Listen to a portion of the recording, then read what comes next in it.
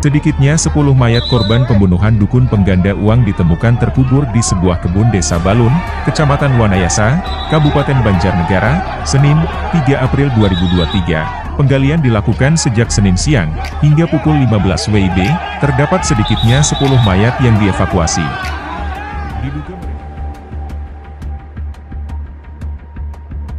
Pernah terciduk melakukan aksi kriminal, ternyata tidak membuat Tohari kapok.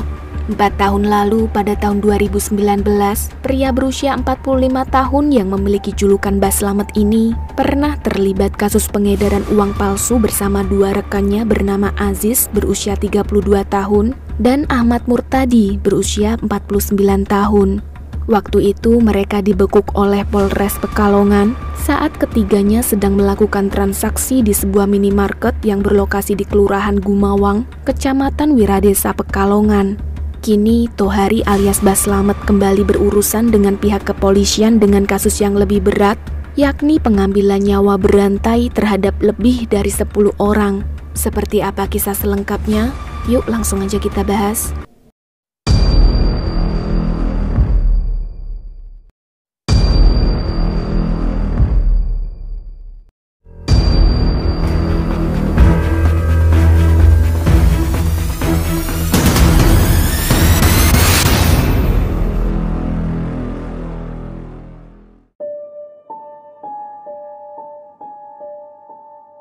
Tidak banyak tetangga Tohari tahu kalau di dunia maya dia terkenal sebagai dukun pengganda uang.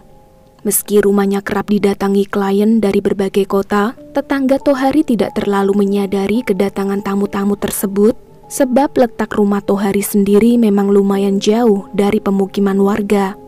Berlokasi di Desa Balun, Kecamatan Wanayasa, Kabupaten Banjarnegara, rumah Tohari ini terpencil berada di pinggir sungai. Berdasarkan pengamatan Kepala Desa Balun menyebutkan, kalau Tohari sosok orang yang tertutup, malah hampir tidak pernah bergaul dengan warga sekitar.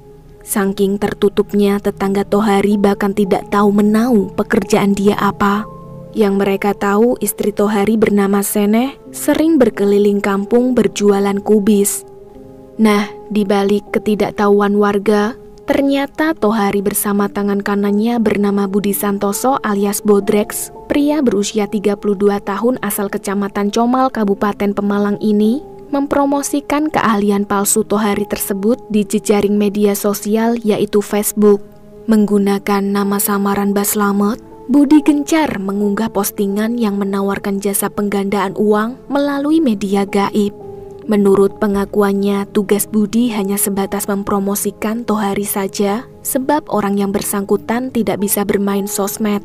Lalu apabila Budi sukses menggait korban hingga sepakat menggunakan jasa Tohari, biasanya dia akan menerima upah berkisar antara 5 juta sampai 10 juta per korban. Kasus penggandaan uang yang dilakukan Tohari ini terungkap ketika polisi menerima laporan dari 2 kakak beradik perempuan yang bernama Salsabila dan Galdis asal Sukabumi pada tanggal 27 Maret tahun 2023.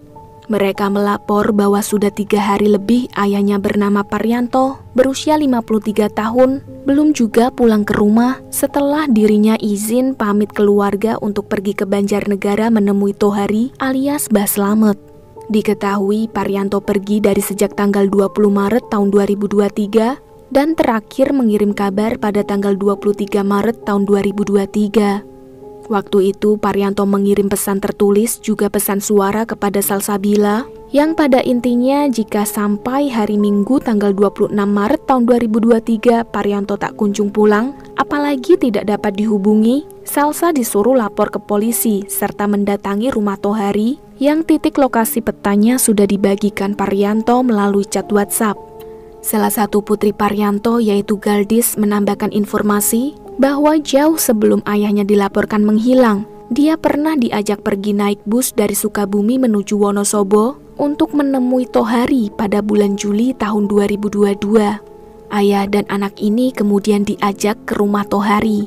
Sesampainya di sana, Paryanto masuk ke salah satu ruangan bersama Tohari, sementara Galdis menunggu di ruang tamu. Galdis tidak tahu menau apa yang mereka lakukan saat itu. Menanggapi laporan tersebut, Polres Banjarnegara mulai menyelidiki kasus hilangnya Paryanto. 6 hari kemudian, Tohari berhasil diringkus oleh polisi pada tanggal 2 April tahun 2023 sekitar pukul 4 pagi di kediamannya. 2,5 jam berlalu, barulah ditemukan korban Paryanto yang sudah dalam kondisi tidak bernyawa di dalam gundukan tanah yang berada di lahan kosong milik keluarga Tohari. Rupanya tak hanya jasad Paryanto saja yang mereka temukan. Di lokasi yang sama, polisi menemukan total keseluruhan ada 12 jenazah yang mereka gali sejak tanggal 2 April hingga 4 April tahun 2023. Kondisi ke-12 jenazah itu ada yang masih utuh, ada pula yang berupa tulang belulang saja. Setelah diidentifikasi, mereka semua berasal dari luar kota.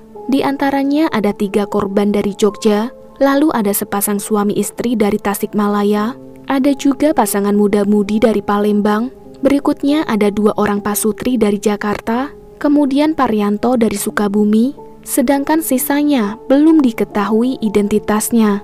Mereka semua merupakan korban kasus penggandaan uang yang dioperasikan Tohari sejak tahun 2020 lalu. Dalam menghilangkan nyawa para korbannya, Tohari menggunakan teknik yang sama, yaitu mencampur zat beracun potas ke dalam air minum mereka. Metode ini ternyata ampuh membuat korban-korban Tohari meregang nyawa dalam hitungan menit. Alasan Tohari mengakhiri hidup mereka adalah lantaran ia kesal, ditagih terus-menerus perihal hasil dari jasa lipat ganda uang mereka yang sudah masuk ke kantong Tohari.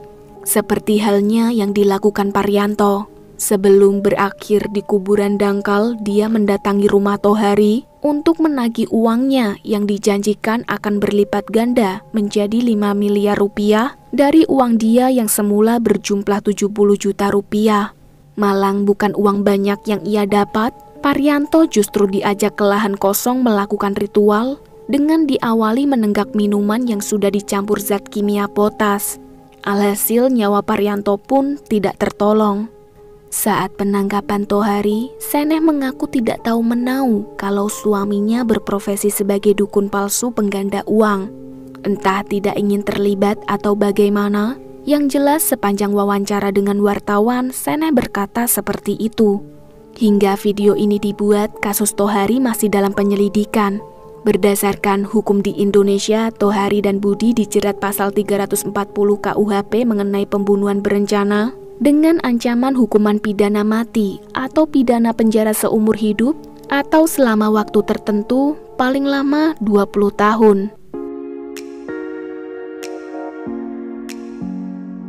Well, sekian dulu pembahasan kasus viral minggu ini. Apabila dari kalian mengetahui informasi lebih terkait kasus Tohari, boleh silakan tambahkan di kolom komentar ya.